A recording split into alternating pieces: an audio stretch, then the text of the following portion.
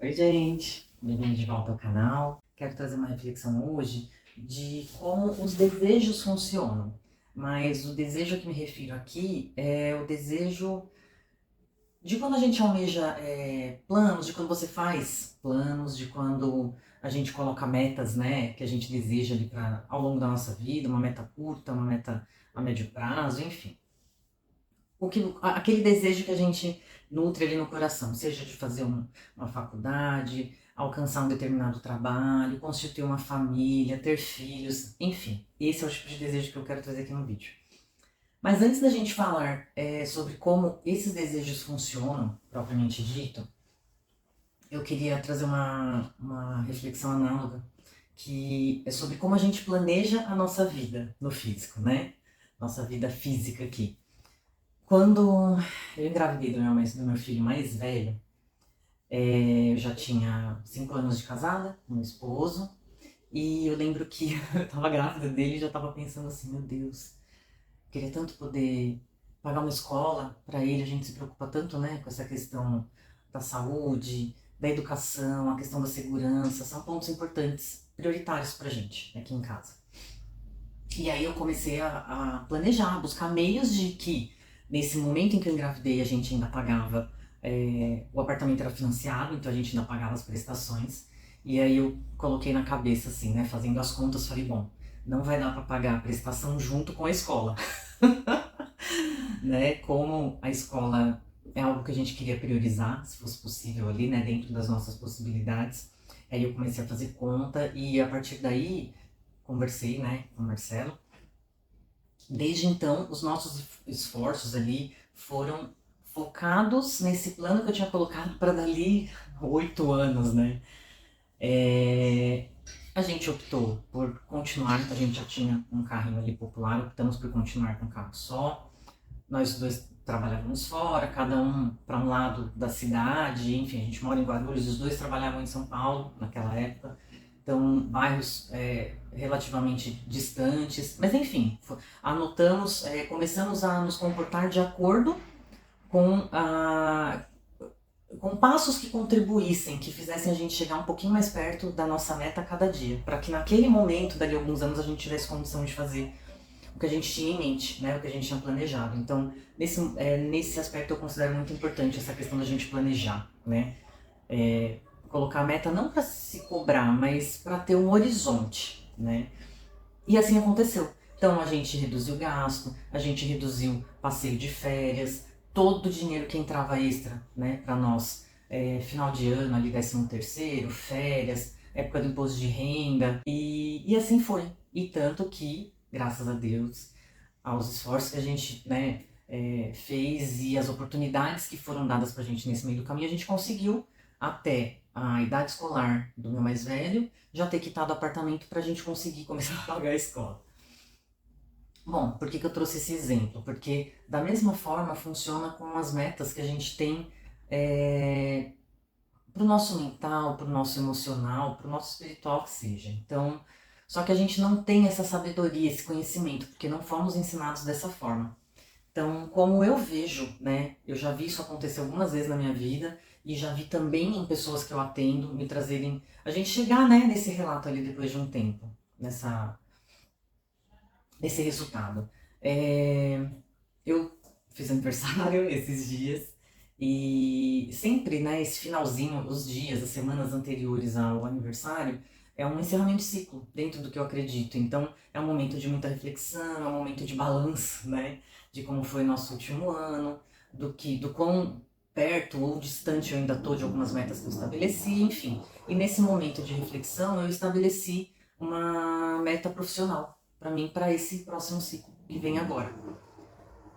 Feito isso, a gente não tem a dimensão exata do que precisa, então assim, eu faço o mesmo planejamento para o aspecto físico, né? Então, o que eu preciso fazer, que cursos eu preciso estudar, que passos eu preciso dar a cada tempo, mais ou menos, para alcançar aquela meta, né? Que eu coloquei para mim profissionalmente.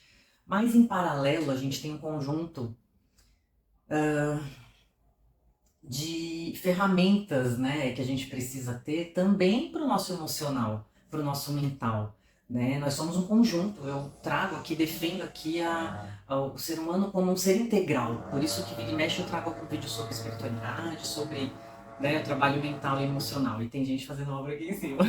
Vamos ver até onde dá pra gravar. Só que a gente não teve aula de como lidar com isso e a gente não foi preparado para isso. Então, como eu vejo que o Deus, eu acredito em Deus, né? Mas você pode chamar aí de fonte criador, de poder absoluto, poder universal, enfim. Como eu vejo que isso se comporta. Do mesmo jeito que eu fiz um planejamento para poder trazer uma melhoria para a vida do meu filho, né, dentro daquilo que a gente acreditava como prioritário naquele momento, eu acho que Deus faz isso para nós também. Então, quando a gente sinaliza para ele que a gente deseja alcançar aquele objetivo, então no meu caso, né, essa meta profissional que eu coloquei para mim, eu imagino que ele já faça um planejamento assim como pai, né? Ele é nosso pai, então assim como eu faço para os meus filhos. Bom, ela quer alcançar X resultado, né? No meu caso, especificamente, foi no âmbito profissional. Só que para ela ter êxito, para ela conseguir manter, para que isso seja uma escolha saudável e sustentável para ela, para quem vai se beneficiar do trabalho dela, para quem está no entorno dela, ela vai precisar de quais habilidades, né, emocionais ali? Ah, ela precisa ter resiliência, ela precisa ser flexível, mas ela também precisa ser forte ali em relação à autoestima, porque em alguns momentos ela vai precisar se colocar. Então, eu acho que o universo trabalha nesse aspecto em paralelo. Enquanto a gente foca no físico, ele foca nessas habilidades e competências que a gente vai precisar ter para que aquele nosso sonho se sustente, né? Para que seja uma coisa duradoura.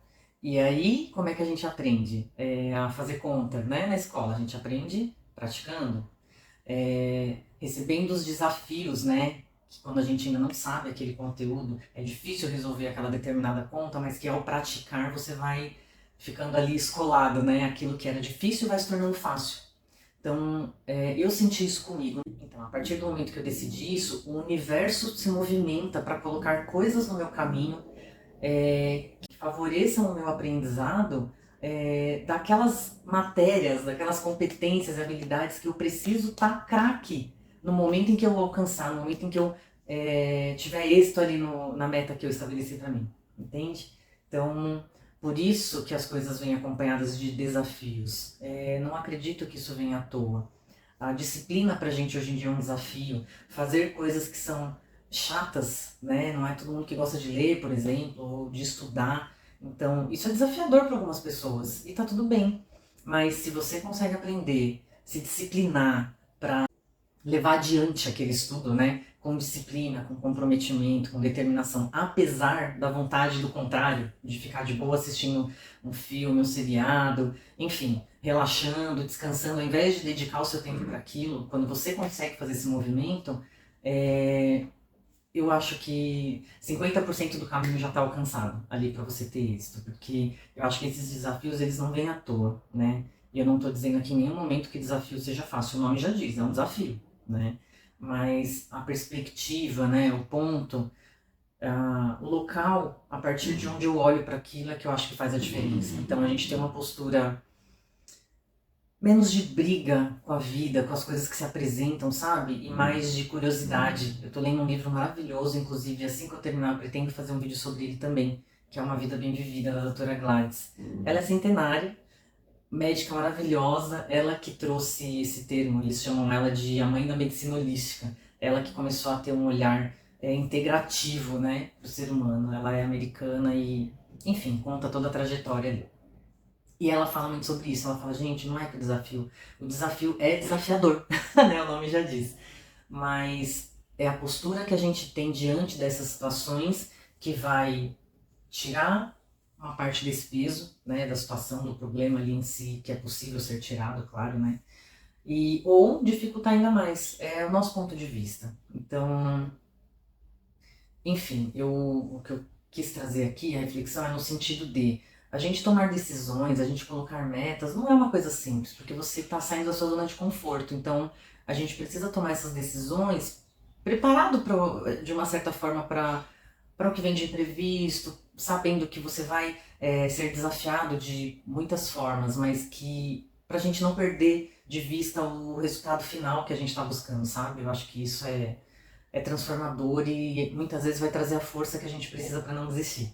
para se manter no caminho, apesar das dificuldades e, né, dos imprevistos e desafios que apareçam no caminho. Tá bom? Eu espero ter contribuído de alguma forma com você com esse vídeo. E se quiser trocar uma ideia, comentar, só colocar aqui nos comentários, assim que possível eu respondo, tá bom? E foi um prazer ter você aqui. Se você gosta do conteúdo, siga as nossas redes aí para fortalecer as nossas ações. E eu espero você no próximo vídeo, tá bom? Beijo.